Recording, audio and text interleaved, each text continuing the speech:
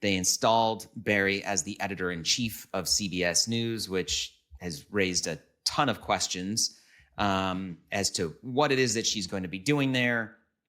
She made her initial foray, if you will, into CBS with a memo to staff outlining her core journalistic principles, including a commitment to journalism that holds both American political parties to equal scrutiny, end quote. And then she told her free press readers that we are now going to hold a different form of illiberalism emanating from our fringes. She said, on the one hand, an America loathing far left, and on the other, a history erasing far right. I think you and I were both wondering, well, who on the left exactly loathes America?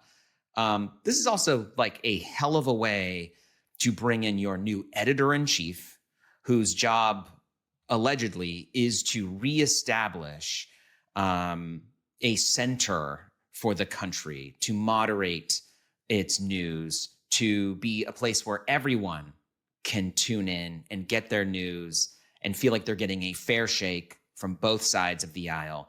But she kicks off this week with her announcement coming from a tiny Substack with a few dozen staffers to running one of the oldest, one of the most established, one of the biggest news organizations in the country by going after the quote far left and far right. It's hard for me to square how that is supposed to set the tone for for a fairer, more honest CBS News. What do you think?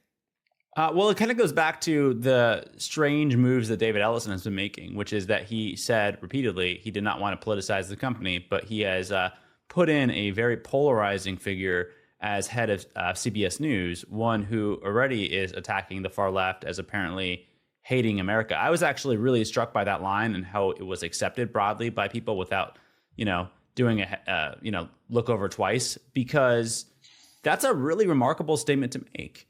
That first of all, she offers no detail. So who is she talking about when she says the far left hates America?